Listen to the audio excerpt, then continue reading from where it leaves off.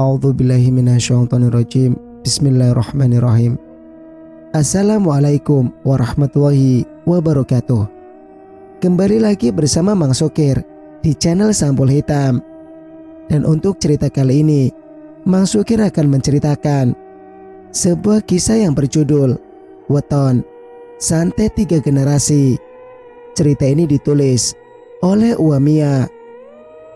Dan bagi teman-teman yang ingin membacanya secara langsung, teman-teman bisa langsung kunjungi link yang saya sudah sertakan, ada di deskripsi. Dan tak usah berlama-lama, mari kita ke ceritanya. Selamat mendengarkan. Demi apapun, Yayu trauma berada di situasi ini, seperti berada dalam film action. Yayu belum percaya yang barusan terjadi. Jasad Robert dimasukkan ke mobilnya sendiri. Petrus bersiap mengemudikan mobil itu ke suatu jurang yang menurut Waluyo bisa dialibikan sebagai kecelakaan murni. Butuh sekitar 3 jam untuk bisa di lokasi jurang. Jurang itu berada di suatu jalur yang sepi. Petrus menyiram bensin ke sisi bagian dalam mobil. Ada sepotong bahan peledak yang juga disisipkan pada jasad Robert. Beramai-ramai mereka mendorong mobil itu ke bibir jurang. Mobil akhirnya meledak dan terbakar hebat kala menyentuh dasar jurang. Mereka segera meninggalkan lokasi dan bergerak menuju Jakarta. Suasana menjadi lebih hening. Tak ada pembicaraan di dalam mobil. Petrus yang menyetir sengaja memutar haluan ke kompleks perumahan mewah di mana rumah Robert berada. Rumah dan megah itu gelap total. Aura-aura mistis begitu kuat terasa. Apalagi di area lantai 2 di mana kaca-kaca jendela terbuka lebar. Yayu memekik kala sesosok kuntilanak muncul di jendela paling sudut.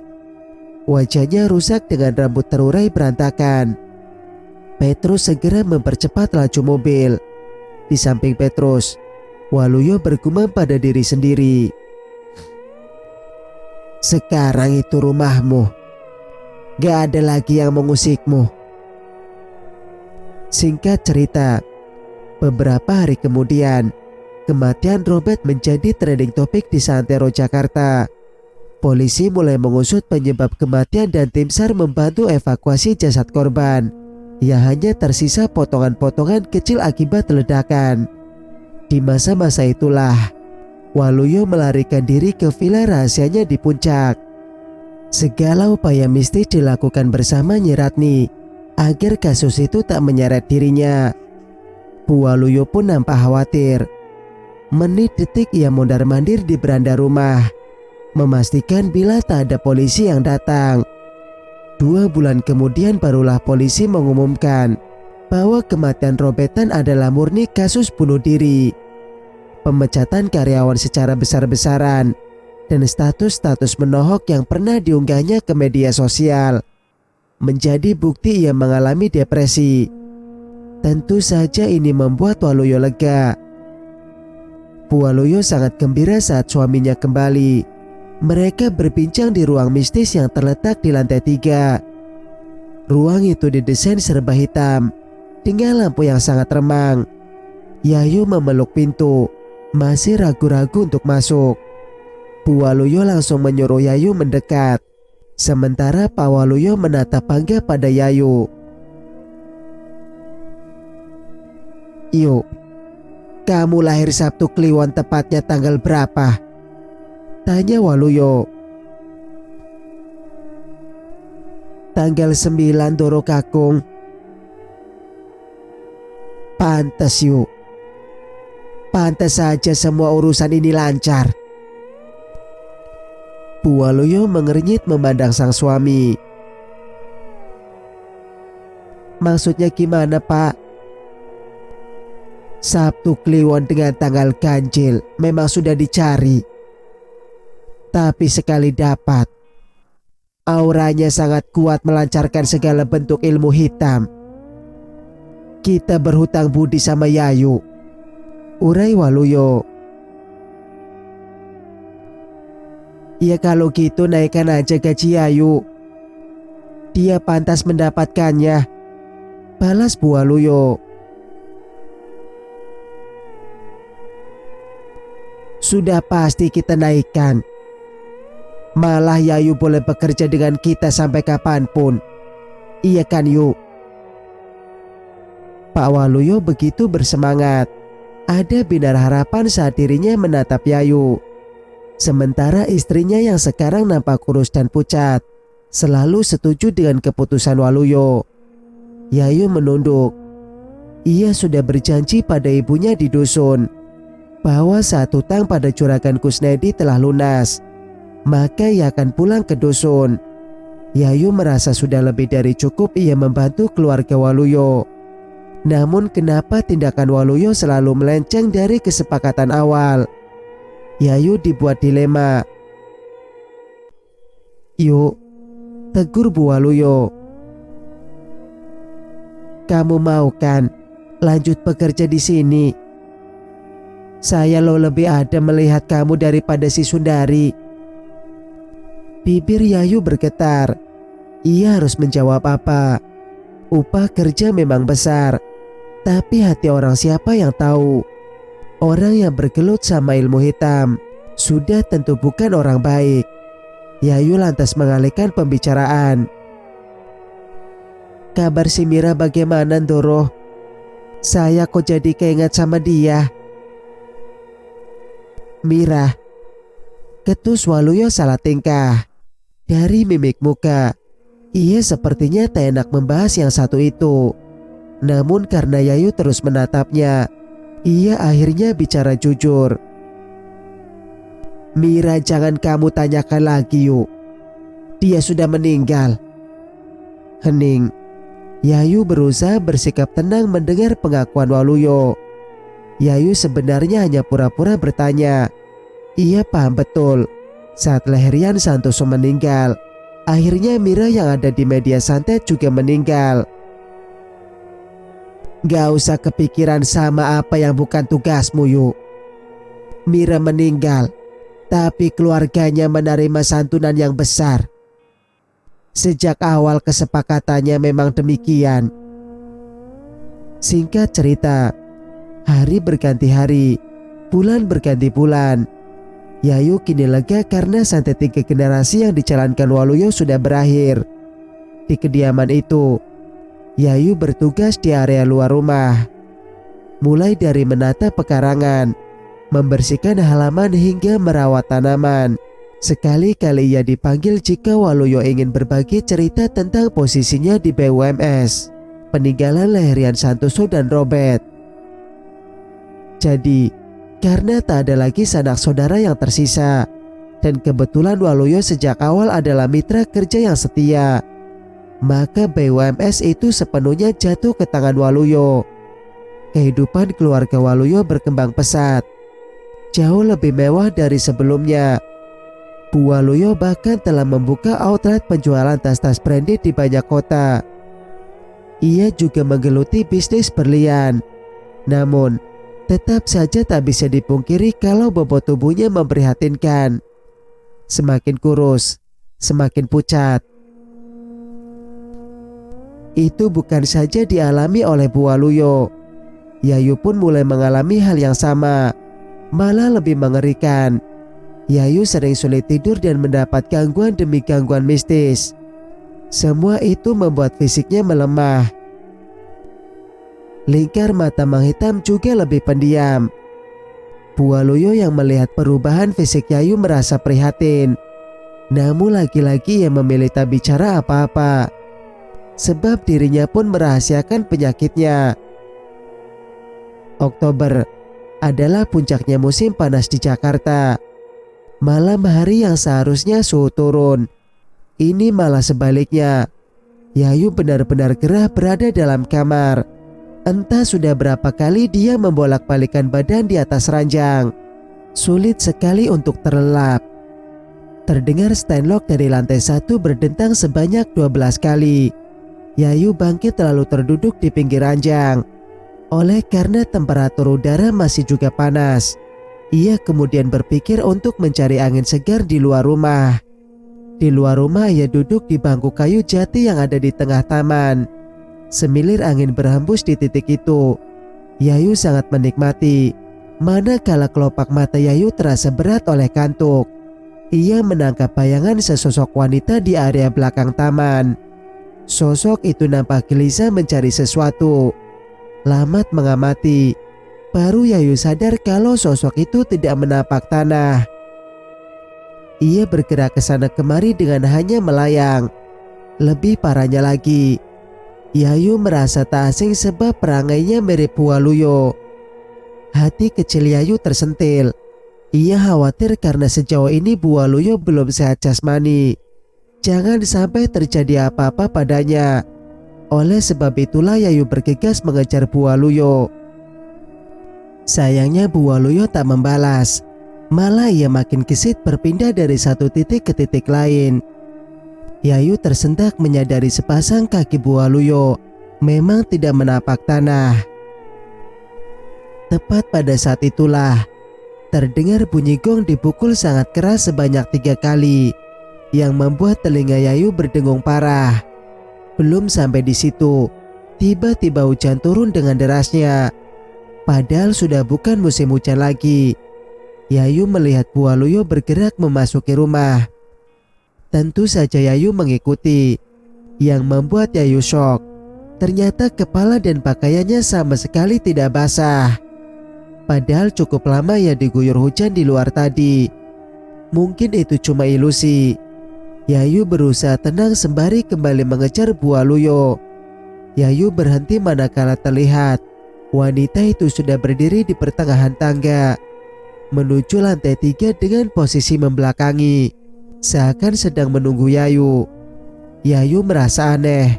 Dia terpaku di bawah tangga sembari terus menatap punggung Waluyo. Setelah beberapa saat barulah Waluyo berbicara. Suaranya sangat dingin, seperti tidak bernyawa. "Duk, kamu itu mengambil apa dari kamar Nyi Ratni? Kamu sedang dalam bahaya. Saya ingatkan." Yayu tersentak kaget. Bukan saja pada pesan yang disampaikan Waluyo, tapi suara Waluyo sangat berbeda dengan suara aslinya. Suara barusan terdengar seperti suara nenek-nenek yang tidak pernah Yayu temui sebelumnya. Yayu hendak menjawab, tapi ketika dilihat lagi, ternyata sosok Waluyo sudah menghilang. Yayu sangat ketakutan. Ia sontak lari berhambur ke kamarnya. Singkat cerita, pagi harinya yaitu sekitar jam 8, Yayu melihat Waluyo duduk santai di beranda depan. Segera ia menyeduh teh hangat lalu dibawakan. Waluyo tersenyum ramah. Ia menerima teh yang disodorkan Yayu. "Doro, maaf ya saya lancang bertanya. Semalam itu Doro nyari apa di taman belakang? Saya menegur tapi gak dijawab." Semalam, dahi Waluyo berkerut 3 lipatan. "Semalam saya gak keluar kamar." Yayu bersedekap. Timbul rasa curiga bahwa ada yang tak beres di luar pemahamannya. Ini mirip saat dulu ia berada di villa, yang mana kerap muncul ada sosok Nyi Ratni. Singkat cerita, suatu sore tepatnya di bulan November, Yayu yang tubuhnya sangat kurus masih memaksakan diri membersihkan santero taman. Ada satu hal ganjil yang selalu terjadi di taman itu, apalagi saat menjelang maghrib. Selalu saja ada lemparan batu yang entah dari mana berasal. Jika sudah begitu, Yayu akan terkesiap dan merasa diawasi. Sebelumnya tidak pernah ditemukan orang. Tapi sore itu Yayu melihat siluet perempuan berlari cepat dari pohon ke pohon lalu menghilang. Suasana benar-benar sepi. Tak ada siapapun selain Yayu. Lampu taman belum dinyalakan sementara semilir angin dingin menusuk kulit. Yayu memungut batu yang barusan dilempar. Baru saja hendak mencermati, Yayu sontak membuang batu tersebut. Ada bintik-bintik darah berbau amis yang melekat di permukaan batu. Yayu segera masuk ke rumah melalui lorong dapur. Di situ dia berhenti lagi. Tubuhnya yang tak sehat seringkali cepat lelah. Di saat itulah ia melihat Sundari berdiri di ambang pintu, seraya memeluk kepala kerbau yang masih segar. Tangan dan mulut Sundari dipenuhi darah. Tatapan Yayu dan Sundari beradu. Raut bingung wajah Yayu membuat Sundari tertawa meringis. Hawa busuk menyeruak dari mulutnya. Wajar Bu Waluyo sakit karena itu bagian dari rencana. Tapi kamu ini kamu sakit karena ulahmu sendiri. Yayu geram akan ucapan Sundari. Walau lemah dan tergopoh-gopoh, Yayu mendekat dan hendak mencekik batang leher Sundari. Namun seketika itu terdengar Bu Waluyo memanggil. Yayu lantas tersadar bahwa tangannya yang hendak mencekik Sundari masih menggantung di udara. Perempuan iblis itu telah lenyap. Ini sudah maghrib, Yu. Tolong tutup semua pintu dan jendela. Firasat saya nggak bagus, ucap Bu Waluyo. Nggih Ndoro. Yayu segera melaksanakan perintah. Setelah itu ia kembali dan menemui Bu Waluyo yang sedang menonton televisi di ruang tengah. Yayu duduk lesehan di atas karpet. Badannya berasa ditusuk-tusuk jarum, tapi dia berusaha fokus menonton televisi, menemani Bu Waluyo. Bu Waluyo mencermati fisik Yayu yang tak beda jauh dibanding fisiknya. Dia akhirnya bertanya lembut.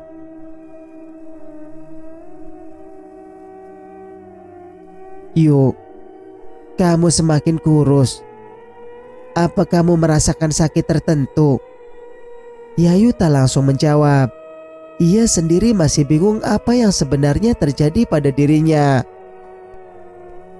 Pernah sekali saya muntah darah, tapi kebanyakan sulit tidur karena mimpi buruk. Astaga Yayu, lalu gimana? Kita ke klinik atau ke orang pintar aja?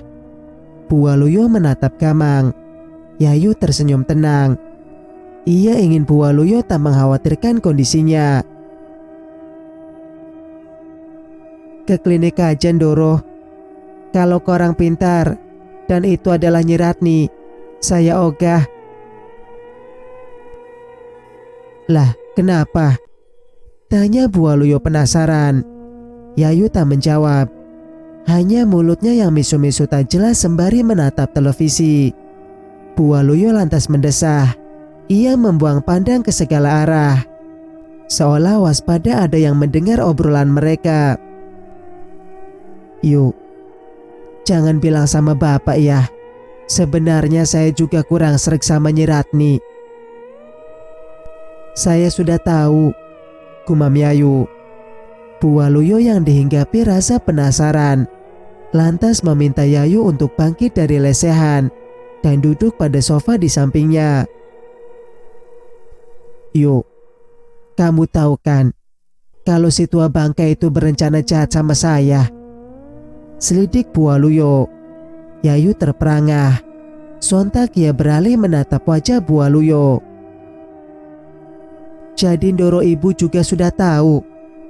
Bu Waluyo mengangguk. Hanya saja saya tidak berani menentang bapak yang sangat mempercayai Nyi Ratni. Yayu merasa iba. Ia bergegas mendekati Bu Waluyo. Untuk beberapa saat mereka saling berbisik. Ada ekspresi terkejut dan marah yang tak bisa disembunyikan Bu Waluyo saat Yayu memberitahu sesuatu. Dari situlah keduanya diam-diam merencanakan perlawanan. Singkat cerita, sebagai pemimpin BUMS berskala nasional, Waluyo menangani berbagai mega proyek di provinsi dan pulau-pulau. Jam terbang yang tinggi membuatnya jarang ada di rumah. Suatu ketika, Bu Waluyo memanggil Petrus yang kebetulan saat itu tidak pergi bersama Pak Waluyo. Entah apa yang mereka bicarakan. Seperti Petrus terlihat ragu. Di pertemuan berikutnya barulah keduanya berjabat tangan. Tidak ada siapapun yang melihat pertemuan mereka, termasuk Yayu. Malam harinya, Bu Waluyo mengetuk pintu kamar Yayu. Manakala pintu dibuka, Yayu segera menarik lengan Bu Waluyo agar masuk. Keduanya pun berdiskusi pelan. Setelah Bu Waluyo menyerahkan sebuah kresek hitam pada Yayu. Ingat baik-baik, waktu kita cuma 2 hari. Apapun yang terjadi, kalian harus balik sebelum Bapak tiba. Bisik Bu Waluyo. Ini lebih mengerikan dari mimpi buruk. Yayu merasakan kepalanya membesar, tapi dia tetap mengiyakan. Setelah Bu Waluyo beranjak dari kamar itu, Yayu diliputi kegelisahan. Sulit memejamkan mata apalagi sampai tertidur. Yayu lantas keluar dari kamar dan tak lupa menguncinya. Sepasang kaki kurusnya melangkah hati-hati menuju rooftop bangunan. Di area lapang itu semilir angin terasa sejuk. Yayu tertegun melihat Reswara yang sudah duluan ada di rooftop tersebut. Dalam rupa manusia, ia duduk santai di salah satu kursi. Sesekali menyugar rambut menggunakan jemarinya. Yayu tak mau menyapa. Tujuan dia ke tempat itu semata ingin merasakan sejuknya angin malam. Besok dia harus melaksanakan misi Bu Waluyo. Tentu membuatnya tak tenang. Yayu tak memperdulikan naik turun napas Reswara yang terdengar seirama. Belum lagi wangi tubuhnya merebak kemana-mana. Sebelum menyelamatkan orang lain, selamatkan dulu diri sendiri, tegur Reswara. Yayu tak menggubris. Langit malam terlalu indah untuk dinikmati. Kembalikan ke tempat yang seharusnya. Sesuatu yang kamu ambil dari Nyi Ratni. Gak ada waktu lagi sebelum kamu benar-benar sakit. Yayu bergeming. Ia tak merasa mengambil apa-apa dari villa tersebut. Malah beberapa lembar pakaiannya masih tertinggal di sana. Setelah merasa lebih tenang, Yayu hendak kembali ke kamarnya. Ia tak berpamitan pada Reswara. Sebaliknya langsung menuruni anak-anak tangga. Reswara yang merasa tak dianggap langsung bangkit dari duduknya. Ia melayang cepat ke arah Yayu, menarik bahu perempuan itu lalu membopong hingga ke dalam kamar. Yayu ingin marah, tapi nyatanya ia nyaman berada dalam rengkuhan Reswara. Jin memang pandai membuai lawan jenis. Reswara meniup wajah Yayu. Seketika perempuan itu tertidur, dibaringkan ke atas ranjang. Kemudian Reswara menghilang pergi. Setelah sekian purnama, akhirnya malam itu Yayu bisa terlelap. Hal yang sangat ia butuhkan selama ini. Dalam tidurnya ia bermimpi indah. Mimpi bercumbu mesra dengan Reswara. Sangat membekas.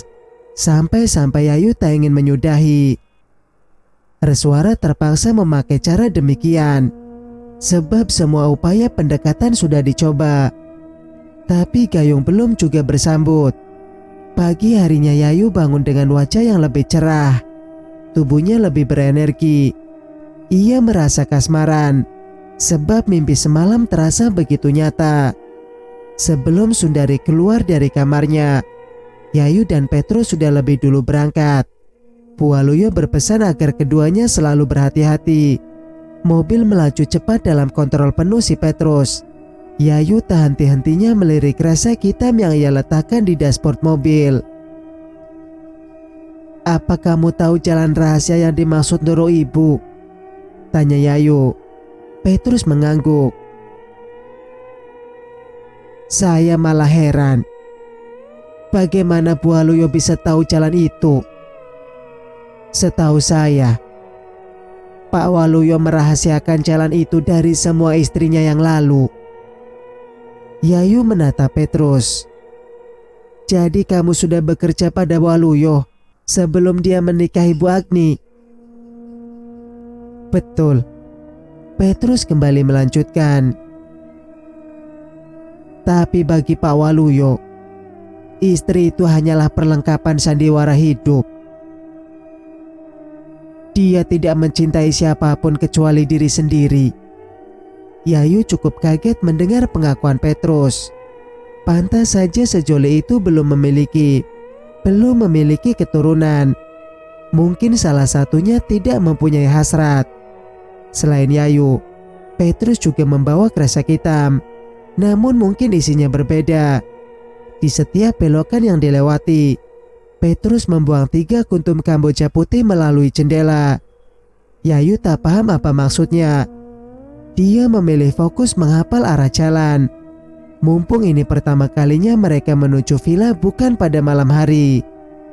Kalau dulu jalannya melewati tanjakan pegunungan, kali ini malah melalui suatu daratan di mana hampir tidak ada rumah penduduk. Dari sini bisa dipahami bahwa jalur ini ditarik di sisi belakang villa. Yayu dan Petrus akan merayap naik dari kemiringan yang ada.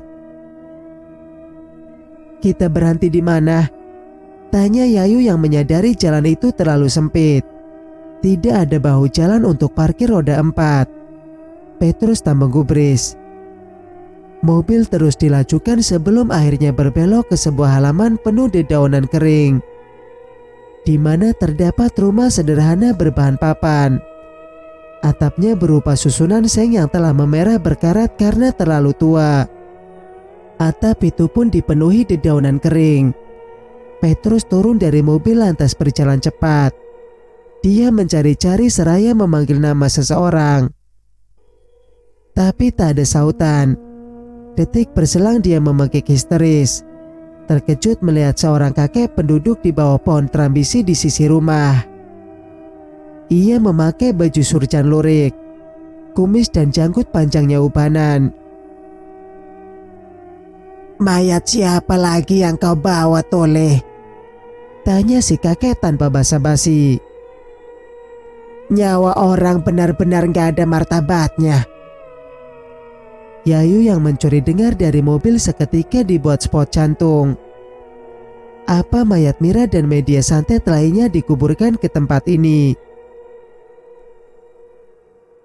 "Orang tua, saya ini cuma mau nitip mobil. Tidak ada mayat," ketus Petrus. "Titip mobil? Lah kamu mau kemana, Leh?" Si kakek berdiri diikuti langkah ke arah mobil. "Waluyo selalu memberi tugas berat. Saya harap kamu belum gila." Petrus membuka pintu mobil dan Yayu disuruh keluar. Keduanya lantas berpamitan pada si kakek. "Lah, ada cewek padahal. Pacarmu. Kalian mau kemana?" tanya si kakek bertubi-tubi. Petrus tersipu pada wajahnya yang hitam dan berpori-pori lebar. Dia grogi akan ucapan si kakek yang menyangka Yayu adalah pacarnya. Baru Petrus sadari, ternyata Yayu cukup manis untuk dipandang. Petrus segera menggandeng tangan Yayu, lantas mengajak berjalan cepat. Yayu risih diperlakukan demikian, tapi dia berpikir positif. Di benaknya, si Petrus ini adalah bodyguard. Mungkin dia hanya ingin melindungi. Ya benar, namun dalam hati siapa yang tahu.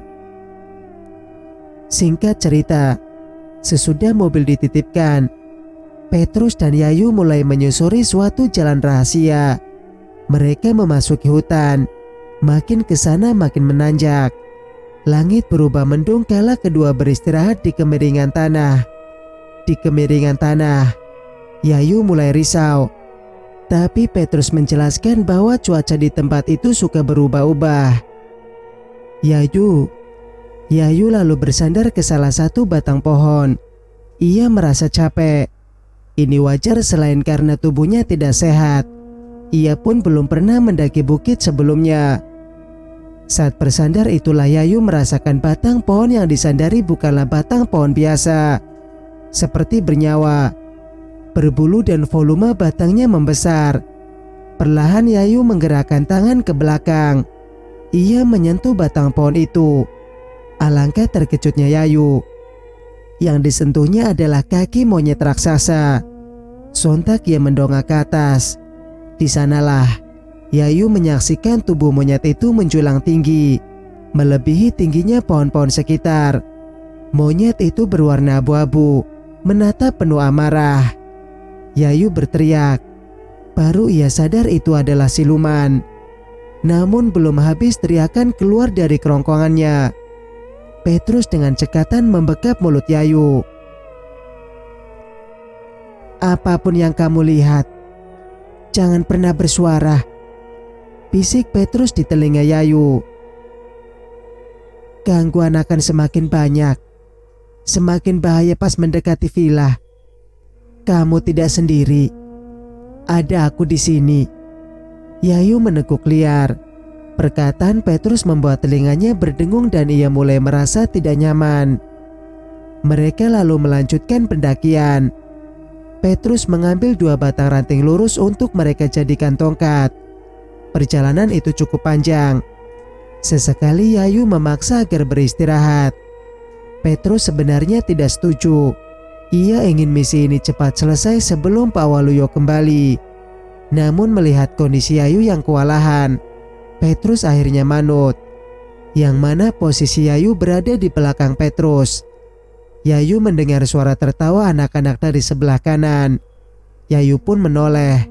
Benar saja, tak seberapa jauh ada sekelompok anak sedang bermain angklek. Mereka nampak begitu gembira. Yayu lalu berpikir keras. Kali ini dia hendak berteriak lagi. Tapi cepat-cepat dirinya memeluk pinggang Petrus. Anak-anak yang barusan dilihatnya ternyata berwajah rata. Mereka tertawa tapi tidak ada mulutnya. Petrus akhirnya menempatkan Yayu ke bagian depan. Sempat melihat ke arah belakang. Yayu dibuat heran karena hutan ini terlihat seperti perkampungan. Rumah tradisional Tagok berjajar rapi. Padahal sebelumnya hanyalah pohon-pohon. Fokus ke depan, Nona. Kita tidak punya banyak waktu.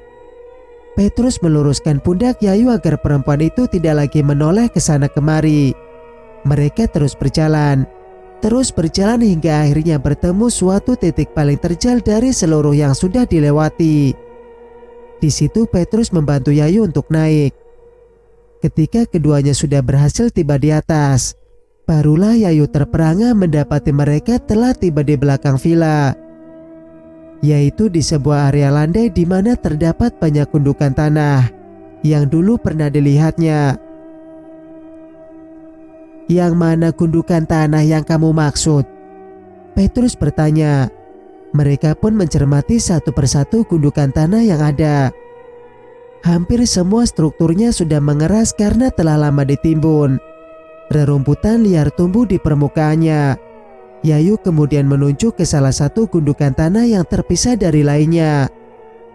Petrus dengan sekuat tenaga menggali gundukan tongkat di tangannya. Sementara Yayu sudah menunggu dengan perasaan campur aduk. Kresek hitam di tangannya sudah siap digantikan dengan suatu yang tertimbun di dalam gundukan tersebut.